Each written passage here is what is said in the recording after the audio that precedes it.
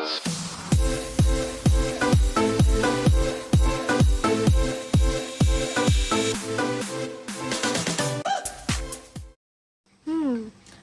itu perlembagaan?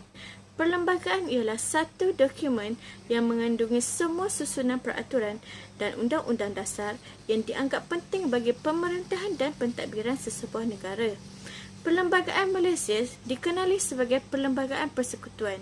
Ia merupakan satu dokumen undang-undang bertulis yang telah dibentuk berasaskan kepada dua dokumen terdahulu, iaitu Perjanjian Persekutuan Tanah Melayu 1948 dan Perlembagaan Kemerdekaan 1957.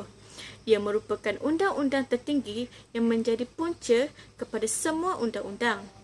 Kini, Perlembagaan Malaysia mengandungi sebanyak 183 perkara yang tergolong dalam 15 bahagian. Antara kandungannya menyebut mengenai kuasa kerajaan persekutuan dan kerajaan negeri, bentuk dan tugas yang di-Pertuan Agong, Parlimen dan Kabinet. Perlembagaan Persekutuan memberikan jaminan terhadap hak asasi dan kebebasan rakyat serta keadilan sosial untuk semua kaum di negara ini. Selain itu, ia menjamin keadilan, kerjasama, kesepakatan dan kepentingan bersama antara kerajaan persekutuan dan kerajaan negeri. Unsur-unsur tradisi perlembagaan persekutuan terbahagi kepada 4 bahagian, iaitu bahasa kebangsaan, agama persekutuan, kedudukan istimewa orang Melayu dan Bumiputera Sabah dan Sarawak, dan pemerintahan beraja. Perkara 152 ialah kedudukan bahasa Melayu sebagai bahasa kebangsaan tanpa menafikan hak-hak bangsa lain menggunakan bahasa ibunda mereka. Rasional perkara 152 ialah bahasa kebangsaan sebagai alat perpaduan tanpa menggugat bahasa ibunda yang lain. Bahasa Melayu menjadi bahasa lingua franca. Bahasa Melayu turut diterima sebagai bahasa kebangsaan sebagai prasyarat penerimaan hak kewarganegaraan oleh etnik bukan Melayu. Prasyarat ini menunjukkan bahawa pemimpin terdahulu telah menerima satu formula melibatkan konflik antara etnik di tanah Melayu pada ketika itu. Yang kedua, agama persekutuan. Dalam Perlembagaan Malaysia, orang Melayu didefinisikan sebagai orang beragama Islam dan mengamalkan cara hidup dan budaya Melayu serta bertutur dalam bahasa Melayu. Agama Islam merupakan agama rasmi orang Melayu sejak 500 tahun dahulu.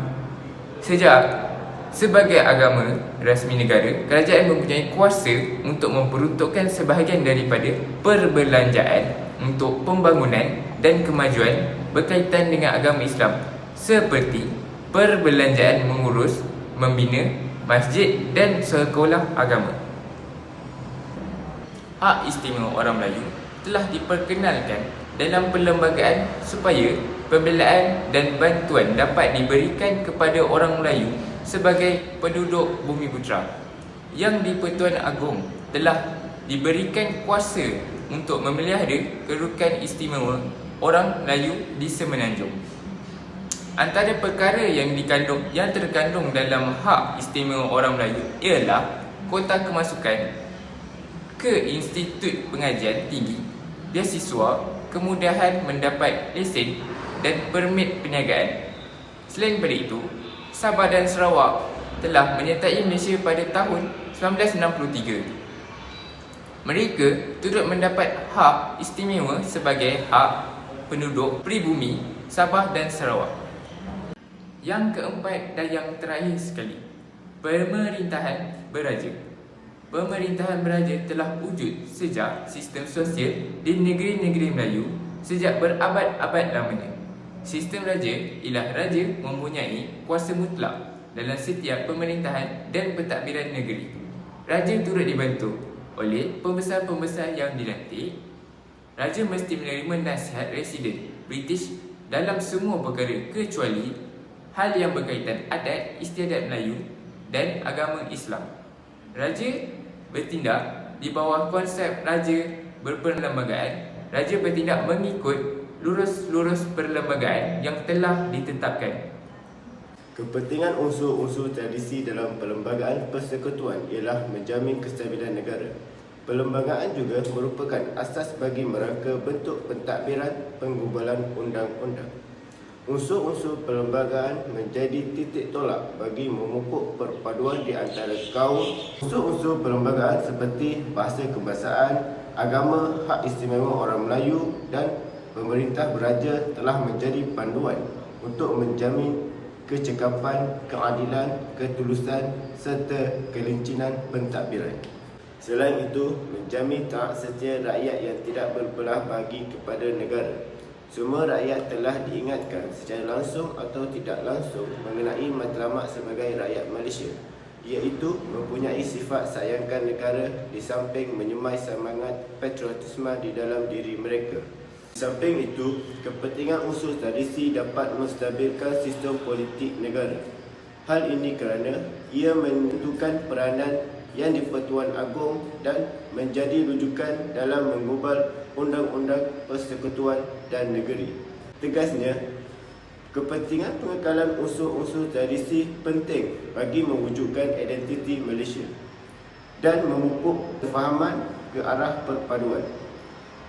Mewujudkan keseimbangan dan kemakmuran negara merupakan prasyarat yang perlu bagi mengelakkan konflik daripada berlaku. Assalamualaikum warahmatullahi wabarakatuh. Nama saya Muhammad Farouk bin Muhammad Sultan. Peranan unsur tradisi dalam perlembagaan terdapat dua, iaitu yang pertama, menstabilkan sistem politik negara. Yang kedua, prasyarat dan mufakatan yang diterima oleh orang Melayu dan orang bukan Melayu. Peranan yang pertama iaitu menstabilkan sistem politik negara. Hal ini kerana negara kita telah kehilangan sistem pemerintahan yang sedia ada, iaitu sistem pemerintahan di bawah jajahan negara British. Hal ini kerana apabila negara kita mendapat merdeka, negara British tidak mempunyai lagi kuasa untuk memerintah negara kita. Oleh itu, negara kita memerlukan sistem pemerintahan yang baru. Yang kedua, unsur-unsur tradisi digunakan dalam perlembagaan sebagai elemen penyatuan masyarakat negara bagi negara yang mempunyai berbilang kaum. Seterusnya, unsur-unsur tradisi juga diterapkan dalam sistem pemerintahan negara kita bagi menyatukan masyarakat negara kita.